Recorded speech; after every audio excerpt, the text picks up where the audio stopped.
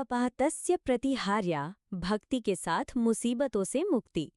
नमस्ते दोस्तों, हाय मैं हूं मानसी और आपका स्वागत है मेरे पॉडकास्ट अपातस्य प्रतिहार्या में।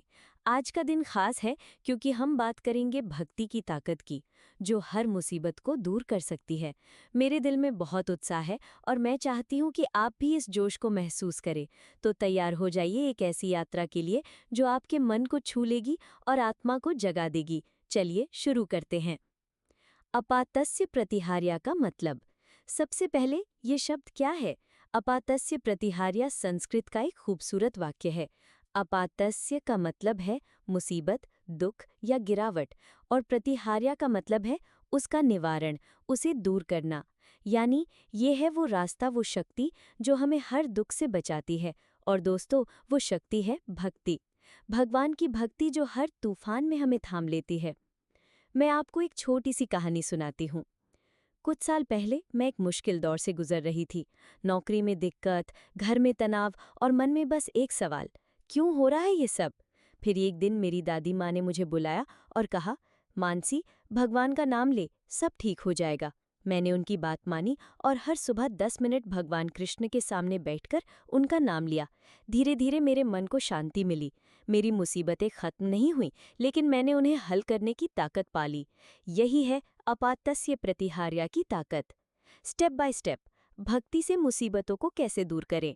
चलिए अब मैं आपको स्टेप बाय स्टेप बताती हूँ कि आप कैसे भक्ति के रास्ते पर चलकर अपनी मुसीबतों को दूर कर सकते हैं। ये आसान है और इसे कोई भी कर सकता है। तैयार है? स्टेप 1, मन को शांत करें। सबसे पहले अपने मन को शांत करना जरूरी है। जब हम परेशान होते हैं तो हमारा दिमाग इधर उधर भागता है। एक छोटा सा तरीका है, सुबह या शाम 5 मिनट के लिए शांत बैठे, एक दिया जलाएं, भगवान का नाम ले। चाहे वो श्री राम हो, कृष्ण हो, शिव हो या माँ दुर्गा, बस उनका नाम ले। मैं जब परेशान होती हूँ तो ओम नमः शिवाय जपती हूँ। ये मंत्र मेरे मन को ठंडक देता है। स्टेप 2, भगवान से दिल से बात करें। दूसरा कदम है भगवान से दिल से बात करें। वो आपके बेस्ट फ्रेंड है। अपनी हर बात, हर डर, हर सपना उनसे शेयर करें। मैं हर रात सोने से पहले भगवान से बात करती हूँ, जैसे, हे कृष्ण, कल मेरा इंटरव्यू है, मुझे हिम्मत दो। और यकीन मानिए वो सुनते हैं।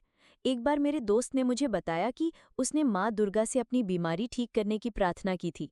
डॉक्टर ने कहा था कि ऑपरेशन होगा, लेकिन प्रार्थना और विश्वास के बाद उसकी रिपोर्ट नॉर्मल आई। ये है भक्ति की ताकत। भक्ति में डूब जाएं। तीसरा कदम है भक्ति में पूरी तरह डूब जाएं। भजन सुने, मंदिर जाएं या घर पर ही पूजा करें। अगर आपको भजन गाना पसंद है तो हरे कृष्ण हरे राम का कीर्तन करें। मैं हर रविवार को अपने घर में छोटा सा कीर्तन करती हूँ।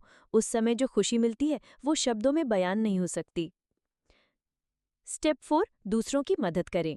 चौथा कदम है भक्ति को सिर्फ अपने तक न रखें, दूसरों तक पहुंचाएं। जब आप किसी की मदद करते हैं तो भगवान का आशीर्वाद दोगुना हो जाता है। मेरे पड़ोस में एक बुजुर्ग आंटी रहती थी जो अकेली थी। मैं हर हफ्ते उनके लिए खाना बनाकर ले जाती थी।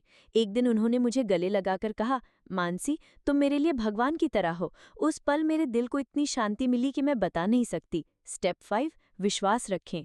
आखिरी और सबसे जरूरी कदम, विश्वास। भगवान पर पूरा भरोसा रखें। वो हमेशा आपके साथ हैं।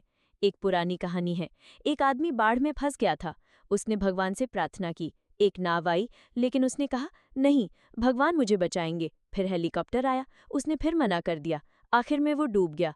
स्वर्ग में भगवान से मिलकर उसने पूछा, आपने मुझे क्यों नहीं बचाया? भगवान बोले, मैंने तो नाव और हेलीकॉप्टर भेजा था। दोस्तों, भगवान हमारी मदद कई तरीकों से करते हैं, बस हमें विश्वास रखना है। क्यों है भक्ति इतनी खास? दोस्तों, भक्ति सिर्फ पूजा पाठ नहीं है, ये एक रिश्ता है आप और भगवान के बीच। ये वो एहसास है जो आपको हर मुसीबत में हिम्मत देता है। मैं आपको एक और कहानी सुनाती हूँ। मेरे एक दोस्त के पापा को बहुत बड़ी बीमारी हो गई थी। डॉक्टरों ने जवाब दे दिया था, लेकिन मेरे दोस्त ने हनुमान चालीसा पढ़ना शुरू किया। हर दिन 108 बार। वो कहता था, मानसी, मुझे नहीं पता चमत्कार होगा या नहीं, लेकिन मेरे दिल को सुकून मिलता है। और यकीन मानिए, कुछ महीनों बाद उनके पापा ठीक हो गए। डॉक्टर भी हैरान थे। ये है भक्ति का चमत्कार। भक्ति आस्था का विषय है, इसमें लॉजिक न ढूंढें। प्रैक्टिकल टिप्स, भक्ति को अपनी जिंदगी में कैसे लाएं। अब मैं आपको कुछ आसान टिप्स देती हूँ जो आप आज से ही शुरू कर सकते हैं। पहला, छोटी शुरुआत करें। रोज 5 मिनट भगवान का नाम लें, चाहे वो जय श्री राम हो या जय माता दी। दूसरा, घर में मंदिर बनाएं, एक छोटा सा कोना बनाएं जहां आप भगवान की मूर्ति या तस्वीर रखें। हर दिन वहां दिया जलाएं। तीसरा, भजन सुने। सुबह उठते ही भक्ति भजन सुने। यूट्यूब पर ढेर सारे भजन हैं, अनूप जलोटा से लेकर हंसराज रघुवंशी तक। चौथा, सत्संग करें। अपने दोस्तों या परिवार के साथ मिलकर भगवान की बातें करें, इससे आपका मन हल्का होगा। और पांचवा, दूसरों की मदद करें। हर हफ्ते किसी जरूरतमंद की मदद करें, चाहे वो खाना देना हो या किसी की बात सुनना। आखिरी बात, भगवान हमेशा साथ है। दोस्तों, जिंदगी में मुसीबतें आएंगी, लेकिन भगवान का हाथ आपके हमेशा साथ है। अपातस्य प्रतिहार्या का मतलब है कि हर दुख का अंत है अगर आपके दिल में भक्ति है। तो आज से ही भक्ति का रास्ता अपनाएं, अपने मन को शांत करें, भगवान से बात करें और विश्वास रखें कि सब ठीक होगा। आपसे प्यार भरी गुजारिश। दोस्तों, अगर आपको मेरा ये पॉडकास्ट पसंद आया तो प्लीज़ इसे लाइक करें, अपने दोस्तों और परिवार के साथ शेयर करें और हाँ, मेरे चैनल को सब्सक्राइब करना ना भूलें। मैं हर हफ्ते आपके लिए ऐसी ही प्रेरणादायक और दिल को छूने वाली बातें लाती रहूंगी। चलिए मिलकर भक्ति का ये सफर और खूबसूरत बनाएं। जय श्री कृष्ण, जय माता दी।